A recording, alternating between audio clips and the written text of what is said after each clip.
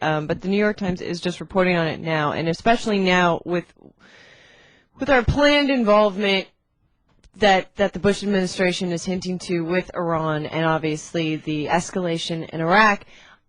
It just seems so obvious to me that this would be the time to strike a deal with Iran, to strike a deal saying, let's team up together to help Iraq. Because if Iraq and Iran team up together, I mean, that is a huge force that will be against us, a very dangerous force that will be against us. I mean, I think this is any time, I mean, this is better than any time that I think we'll ever see than to try to ally ourselves with Iran to help in the reconstruction of Iraq. Because the Iranians, they have the money, they have the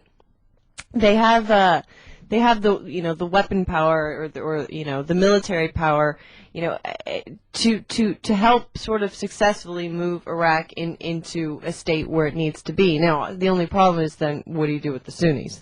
But I mean, why now try to fight both countries? In baseball sometimes hitter has like one of those legendary nights where he goes like 8 for 8 or something. Then they got to research their record books to see if anybody else has gone 8 for 8 in a baseball game. And said, that's the kind of morning Jill Pike's having today. I mean, she's just bang, bang, bang, single, triple, double, home run. I mean, you can't stop her. You're right again, Jill. And it's a really good point. And if somebody who agrees with you actually is a very conservative Republican senator from Louisiana, David Vitter. And he's saying, my God, whether I agree or disagree with the escalation of the troops in Iraq, why wouldn't you want to work with Iran here when you have some shared interests? Mm-hmm. And I think you made the point a lot better than Senator Vitter did. But the point is, Iran does want a stable Iraq, because a stable Iraq is eventually going to help Iran. That's one of the reasons why our original invasion was so asinine in the first place. If we're so against Iran, why did we invade a country and hand it over to the Shiites that are clearly going to work with Iran? But now, having said that, we've already done that, and that ship has sailed. And what we claim what we want most of all is a stable Iraq. And if that's true, Iran also wants that. Look, do they want to drive us out of Iraq? Absolutely. Okay. Yeah, which isn't a bad thing. I mean, I don't really. We have to leave anyway. We have to leave eventually. Yeah, right? I mean, and if we ally ourselves with the Iranians at this point, maybe we can strike a deal where we still have some shared power with the Iranians in Iraq.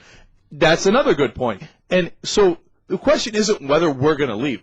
Of course we're going to leave. We don't live there, right? And for us to think that we could permanently occupy Iraq is ridiculous. But now what the Bush administration is saying is, oh, listen, we'd love to leave, but we can't leave until Iraq becomes stable. But Iraq could become a lot more stable if you worked with the neighbors and said, we're going to leave. So you don't have to destabilize Iraq if that's your objective, because in order to drive us out, because we're going to leave anyway, all right?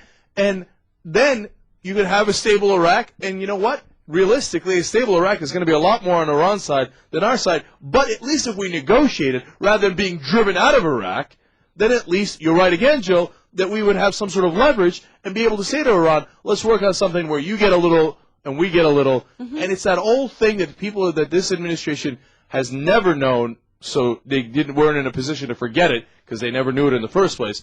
But the Republican senators have forgotten and are beginning to remember now. Yeah, diplomacy. Negotiations. Didn't that used to work at some point? Doesn't Iran, I mean, isn't their major goal, too, is to be sort of on the inside track with some of the other global powers, economically, being able to jump in there with, importing, exporting. Absolutely. They want trade, no question. And I mean, this seems like a perfect opportunity for them to, one, be invited in, use them as an ally to sort of stabilize the Middle East, and then they won't try to nuke us. Which is, of course, they would, A, never right. really try, and B, they wouldn't be able to for 10 years anyway. That would put that whole argument to rest that the Bush administration keeps throwing at us.